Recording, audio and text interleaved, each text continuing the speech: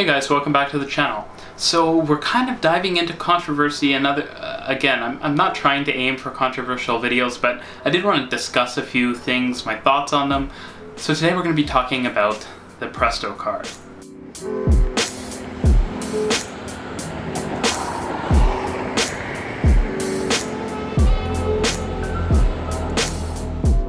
Okay guys, so the Presto card, if you don't already know, but I imagine most of you do, is Toronto's smart electronic tap fare card. It's the equivalent to London's Oyster card, or Hong Kong's Octopus card, or Tokyo's Pasmo card, or Vancouver's Compass card. It's a tap card that you use to pay for transit. It seems pretty simple, right? Turns out it's not at all simple. So Presto has a lot of issues.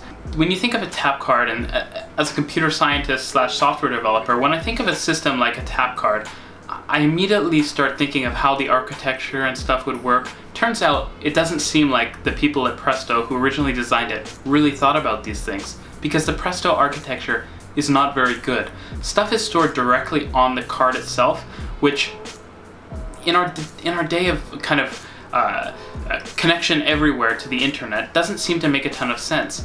And it turns out, since the Presto card has so little memory capacity on the chips on the card itself, within the card, you cannot actually load more than a certain number of passes. So there's a lot of issues because Toronto's non-integrated fares means that you might have passes from 3 different agencies, or you might have fare exemptions or different things. They load up on the card and then you have all these weird glitches, etc. Some people actually need to carry 2 Presto cards because they need to have certain fare exemptions and the like. A much better architecture would be simply having an ID for each card. That's the only thing on the actual chip of the card. When you tap it, the system just looks in a table for that ID and then figures out all the data regarding it.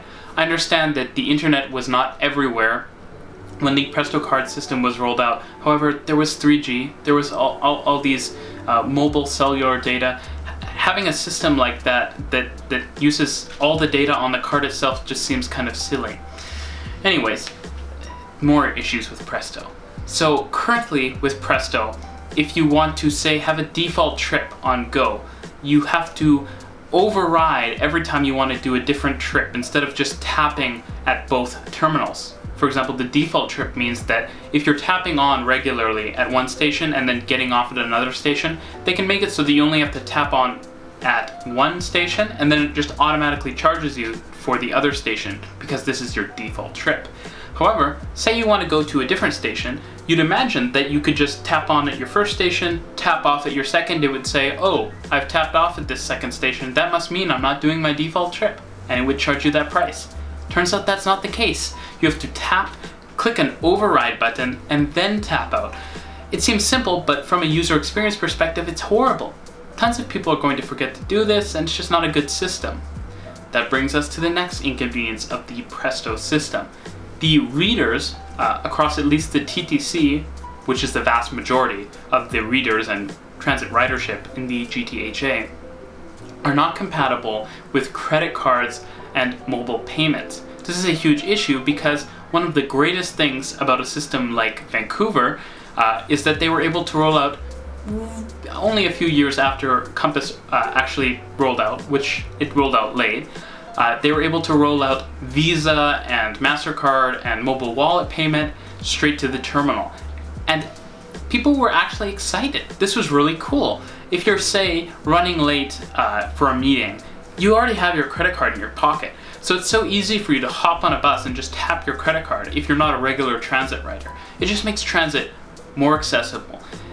Doing whatever we can to make transit more accessible is important, because making it easier and easier and lowering the barriers to using something like transit just makes it more attractive, improves our ridership, and helps us reduce emissions. So a big issue is the lack of ability to do these things. Another thing is that Presto doesn't have any cool features. A system like Hong Kong's Octopus card or Tokyo's Pasmo card, and actually IC cards across Japan, is that you can actually, once you load your funds onto your card, you can use that card at vending machines and the like. If the Presto card was built on the same architecture as NFC cards like your credit card or your debit card, that's something that I could actually see happening. But since the architecture is very strange and the design is odd, I don't expect that to ever be able to happen, and that's disappointing. Because a mobile fare card should make it more convenient to use the card than to have to go to a ticket office and physically just buy tickets. And that's why Presto falls flat in my mind. What do I expect to happen in the future? I'm not sure. But right now, Presto just isn't good enough. If you guys aren't already following us on Instagram, please go do that, Twitter as well, and consider supporting us on Patreon. It helps a lot. So just subscribing, liking, sharing, commenting, just get engaged with us. It's fantastic. We love talking to you guys. We still try to reply to every comment. Have a good night. Thanks for watching.